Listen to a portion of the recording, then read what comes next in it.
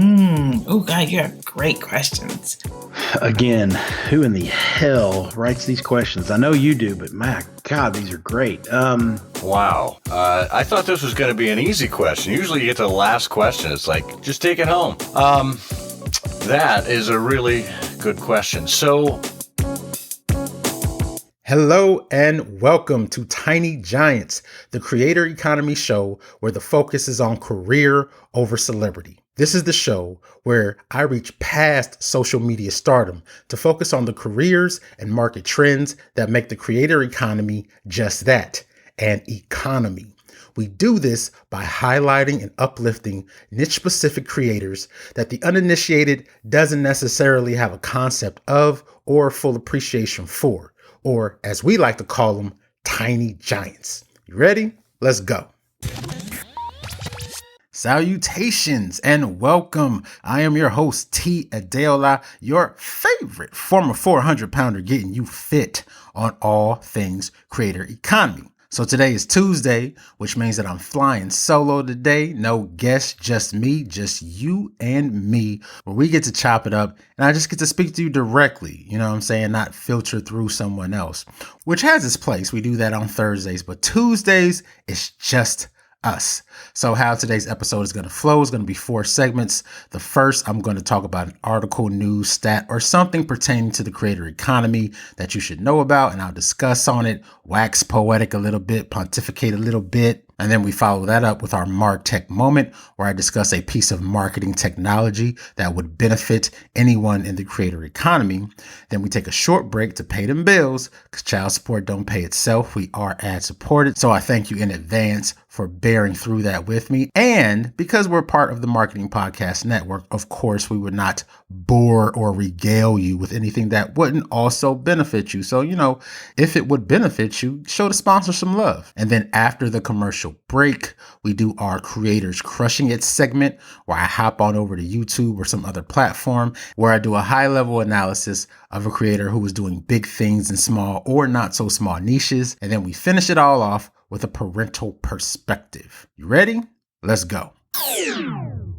So for today's discussion, I'm going to be pulling some excerpts from an article on Search Engine Journal by Matt G. Sutherland titled Google EEAT, How to Demonstrate First-Hand Experience. And the subtitle is Google's Updated Search Rater Guidelines Offer Insight into How a Content Creator's First-Hand Experience is Evaluated. And this is kind of a big deal. Anytime Google makes an update to its algorithm, anyone in the digital economy, which of course includes creators, needs to take note, right? So this article is relatively recent, not even a month old as of this recording. I'm recording this in January of 2023, and this article is from December 15th of 2022. So just about, a few weeks old as of recording, not a month old yet. And before I jump into the article, I need to do a brief high level, quick, dirty history of Google and how Google works, right? So Google was founded in 1998, which for context was the year I started high school. So my freshman year of high school, 1998, was around the same time that Google was founded in September of 1998. And so at a high level, Google is a search engine, and I'm going to assume that you know what a search engine is. And how it functions is it matches search terms or queries to keywords, right? So the search term or the query is what you pop into Google. That's what you're actually seeking information about. And then what Google does is it matches the search term or the query to the keyword. Google crawls the internet and it brings back results for content that matches the query, right? So Google is just one big matching service. On the one hand, you have the searcher, and on the other hand, you have the publisher or the content creator. And when people are looking for things, they go to Google primarily to find the information that they are seeking. And so if you go all the way back to circa 1998. Google's algorithm was very unrefined by today's standard, very basic and largely keyword driven.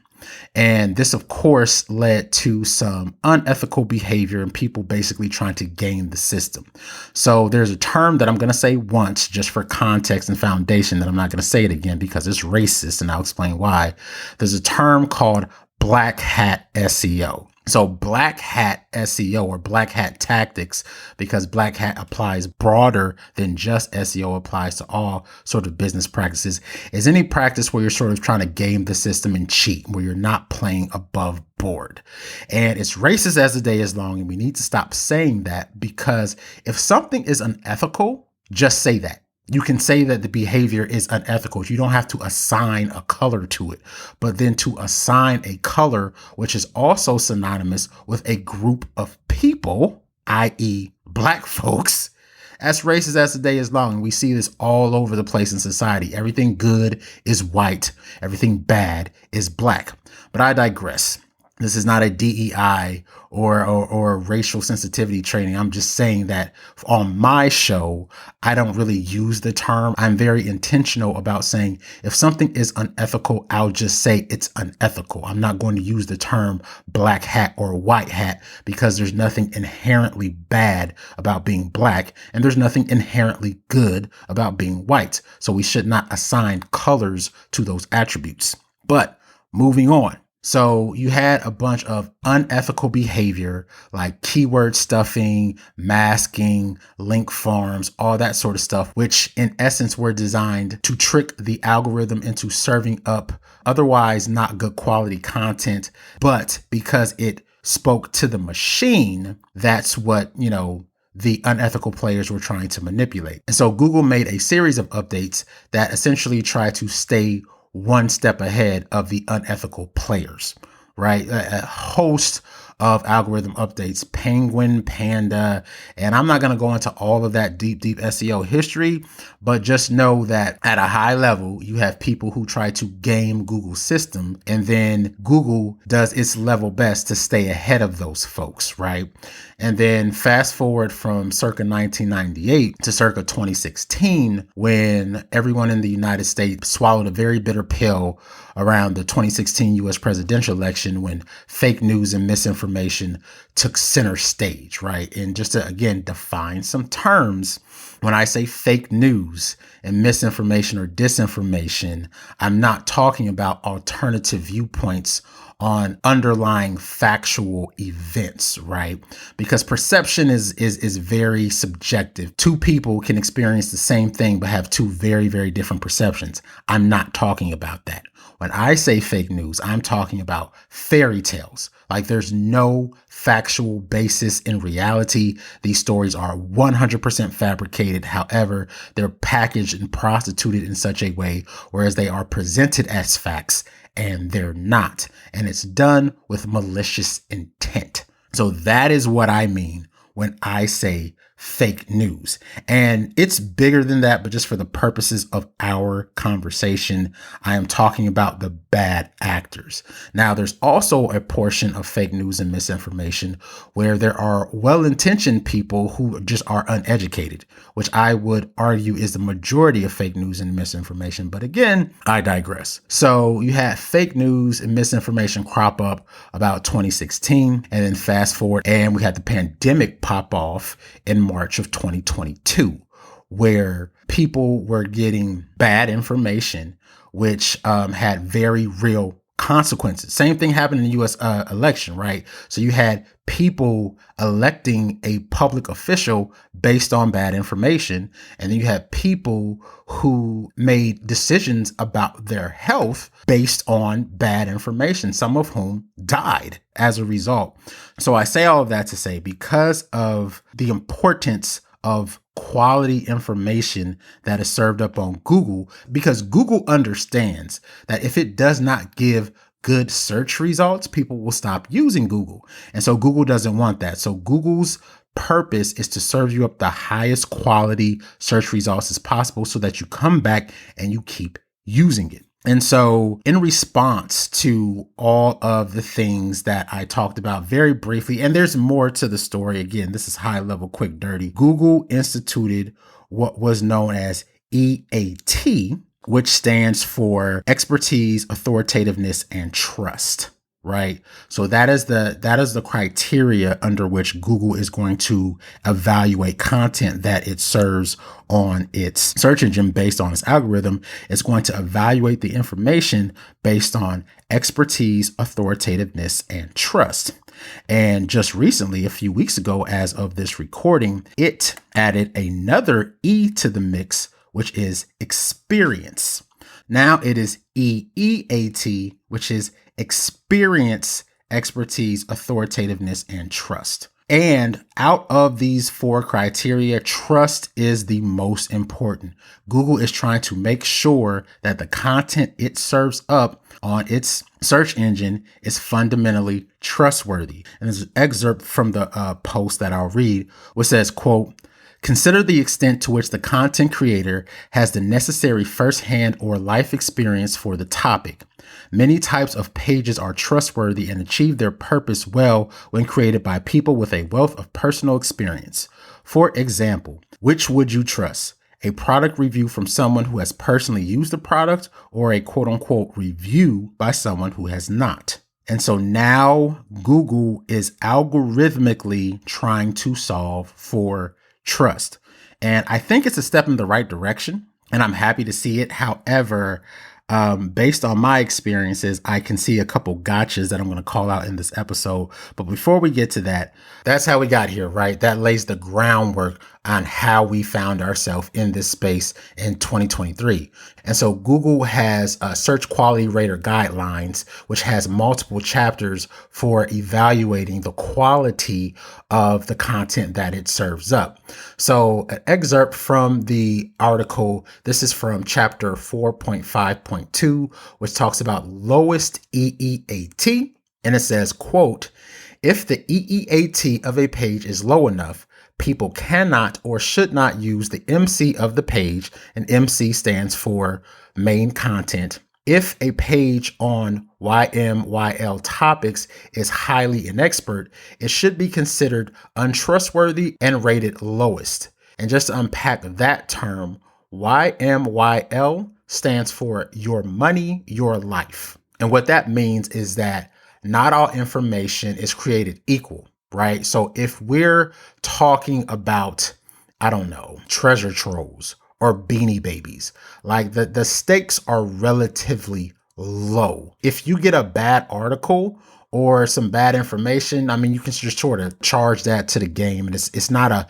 huge deal. However, if you get bad information that pertains to your money, and then you proceed to make a bad investment decision and you lose your house, or again, if you get bad information about vaccines and the pandemic, and then you make a decision that costs you your life, the stakes are much higher. So Google is going to scrutinize topics that talk about your money or your life more sternly than they would a post talking about treasure trolls. Diving back in, use the lowest rating if the website and content creator have an extremely negative reputation to the extent that many people will consider the web page or website untrustworthy. And so moving on, it talks about, chapter 5.1 on lack of EEAT for the Google Search Quality Rater Guidelines. And it says it's going to downgrade you if, quote, "Low quality pages often lack an appropriate level of EEAT for the topic of purpose of the page," which is, again, MC or main content. Here are some examples. The content creator lacks adequate experience, e.g., a restaurant review written by someone who has never eaten at the restaurant. The content creator lacks adequate expertise, e.g., an article about how to skydive written by someone with no expertise in the subject. The website or content creator is not authoritative or trustworthy source for the topic of the page, e.g., tax form downloads provided by a cooking website. And the page or website is not trustworthy for its purpose, e.g., a shopping page with minimal customer service information. So that is what is going to get you dinged for a lack of experience in Google. So that was what to avoid, what Google does not want to see. Now let's talk about what you should do. I am going to read some excerpts of, what constitutes good EEAT. And then I'll jump on my soapbox and wax poetic and do all that stuff. So, and I'll link this up in the show notes so that you can read it yourself. But from chapter 7.3, where it talks about high level of EEAT, says, quote, pages with high EEAT are trustworthy or very trustworthy. Experience is valuable for almost any topic.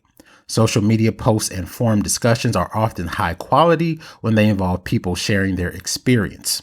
From writing symphonies to reviewing home appliances, firsthand experience can make social media posts or discussion page high quality. And then from chapter 8.3, where it talks about very high level of EEAT. Very high EEAT is a distinguishing factor for highest quality pages. A website or content creator who is uniquely authoritative go-to source for a topic has very high EEAT. A content creator with a wealth of experience may be considered to have very high EEAT for topics where experience is the primary factor in trust.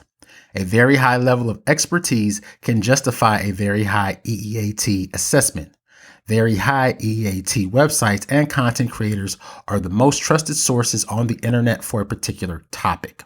So that's the good EEAT. So again, this is kind of a big deal. And on the whole, I do believe it is a step in the right direction. However, as with most things, I have concerns about an algorithm making decisions at a very high level without an appropriate amount of human intervention. Now, what I just read to you was the guidelines that the human interveners subscribe to, right? So it's not that Google isn't on it, but something that I've observed, especially in the entrepreneurship community, is that for the uninitiated, there's sort of a cultural divide between entrepreneurs and people with post-secondary education. Entrepreneurs tend to overvalue experience at the expense of proper pedagogy.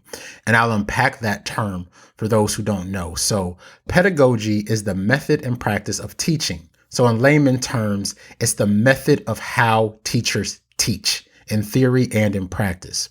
And so I'll opine on this later in a different episode because I don't want us to be here for 2 hours.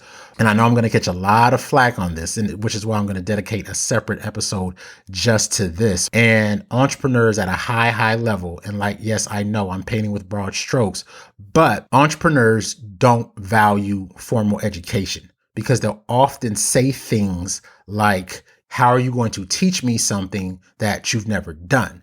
In other words, they're indicting the person's experience or lack thereof. And they'll say things to the effect of, I would rather have someone who actually has the experience than someone who read it from a book, right? So entrepreneurs don't have a lot of value or respect for book knowledge, and they value personal experience. That's fair to an extent. However, there's an assumption in there that often goes unchallenged, which I'm going to challenge that assumption, because there's the skill and then there's the ability to teach the skill to others, which is a separate skill. Just because you know how to teach something does not mean that you are going to be competent at teaching that to others. It helps, but it's not a guarantee, because like most people, I have been on the receiving end of some well-meaning, otherwise competent individuals who were woefully ill-equipped at teaching. They just were not good. And the issue with that is that most people teach the way that they learn. And that's great if your student or trainee learns the way you learn. But that can be highly problematic if they don't interpret information and assign meaning the same way you do. And so again, I'm not going to go too deep in that, but that is a giant non-obvious trap that I wanted to call out, that I want people to be aware of, especially because one of the founding topics of this show is that 49% of Gen Z intend to pursue content creation as a career, aka they want to be professional content creators, aka entrepreneurs. And you see that a lot in books like Rich Dad, Poor Dad, which I've read and I loved. But that is the gotcha in there. That's the devil in the detail. That's the Pandora's box that not enough people talk about, right? Because there's the skill, then there's the ability to teach the skill to others, which is a separate skill. So just because you have experience and a wealth of experience in a certain domain does not mean that you will be competent at teaching that. But that's enough of that. That is the article from Search Engine Journal, which I will link up in the show notes, about how experience is going to be a ranking factor, which is another thing that Gen Z needs to take into account because, of course, you're young people. You're young. So your life experience and work experience is going to be limited, not because you're not competent, but because you're young. So that's another thing to take into account, which I'll talk more about in our next episode. But that's enough for the foundation. Now it's time for our MarTech Moment segment. So MarTech is just an umbrella term that stands for marketing technology, and it's all of the technology used to achieve marketing objectives. So Facebook ads, Google ads, email marketing, location for Foursquare, that all falls under the umbrella of MarTech. Today's MarTech Moment is TubeBuddy. So TubeBuddy is a web browser extension or a browser plugin that adds a layer of tools directly on top of YouTube. It's really, really powerful. It's used by a lot of top content creators, just like the secret weapon, right? And so it's good for YouTube SEO, competitor analysis, and it's really, really great. So I encourage you to check it out if you're interested in content creation as a professional. And so that's today's MarTech Moment is TubeBuddy.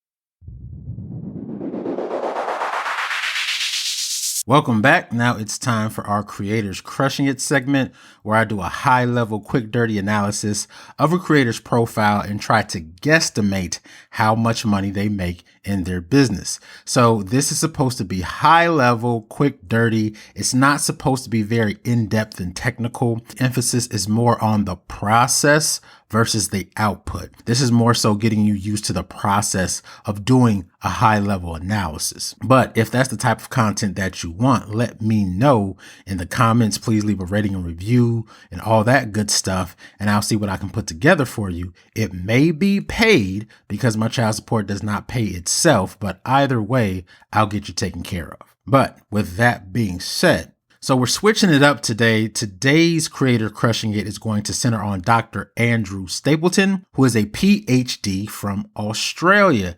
So prior to this, all of my Creator Crushing It segments have been on people with over 1 million subscribers.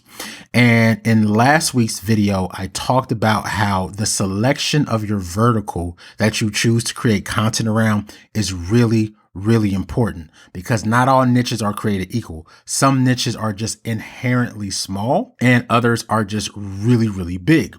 And so depending on where your passions lie, that is another factor that you need to take into consideration if you're planning to make the plunge and be a full-time content creator. So Dr. Andrew Stapleton, again, is a PhD from Australia, and he talks about the process of becoming a PhD. He has books on PhD prep, as well as academia as a whole, academia as a profession, and how you can have a career in academia and keep your sanity. And I really enjoy his content because even though his content is specific around the PhD process and the business side of academia, the lessons are applicable broadly. So Dr. Andy Stapleton has 88,000 subscribers, which again, because he's talking about PhD prep and academia, that niche is nowhere near as big as what was the one we did before? Mariah Elizabeth. So crafting children's content, that's a huge niche.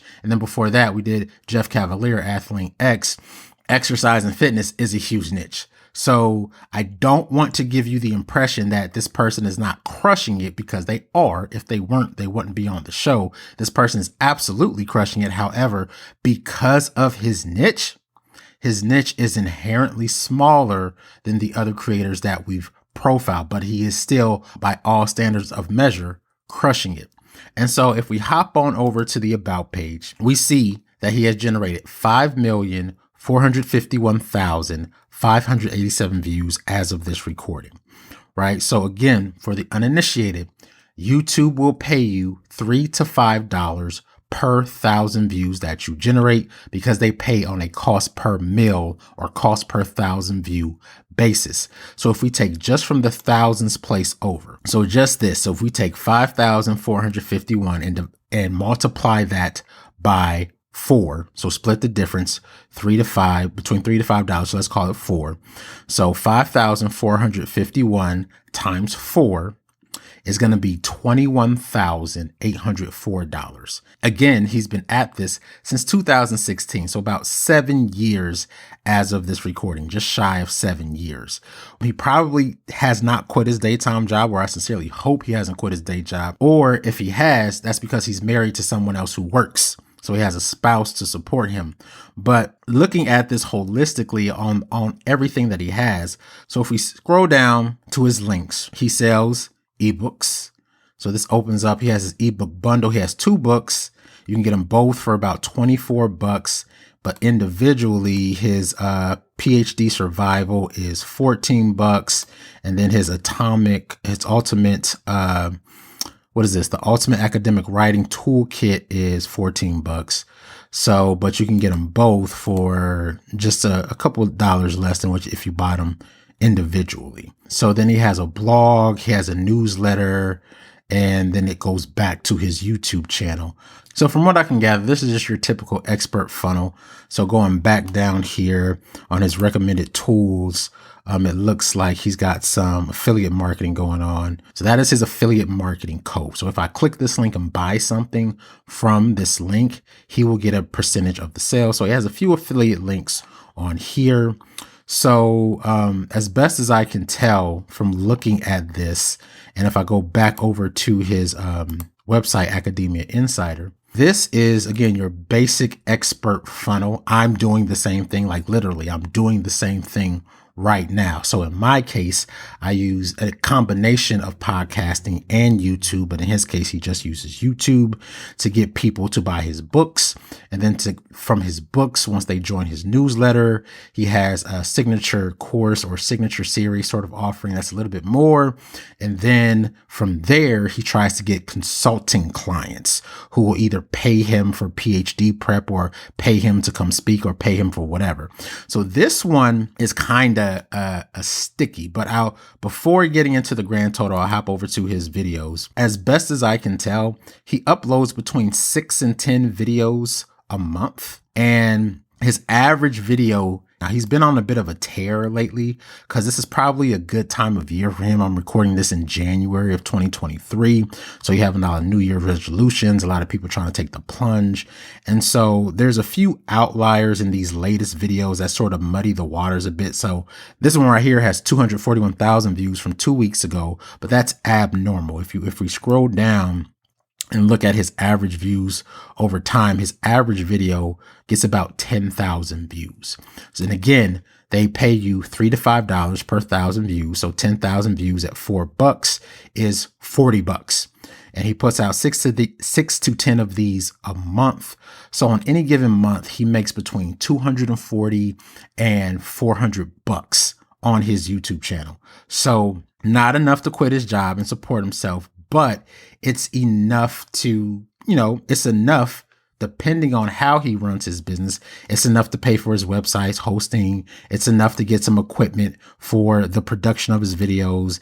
It's enough to, for his newsletter sustaining, all that good stuff. So I don't want you to think that just because he doesn't have 1 million subscribers and he's not making a whole lot of money from his YouTube videos, that it's not worth it, because clearly it is.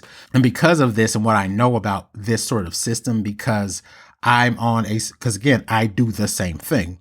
This one is going to be very, very hard to sort of peg how much his YouTube channel is worth to his business. But given the niche that he's in, which is relatively small, and given his area of expertise, there aren't a lot of companies or schools that could bring him in to speak, but he could do very, very well for himself. So he's by no means going to make millions at this, but let's say that his books and his ebooks sell pretty well, and he also sells some merch. So he's got the ebooks, he's got merch, and then let's say he gets a couple speaking gigs a quarter, right? So I'm going to do this quarterly as opposed to monthly, just because of the variance of this particular business model, or the business model that I'm assuming he's running, because again, because he's not fitness or selling crafts, it's not quite as straightforward in consulting.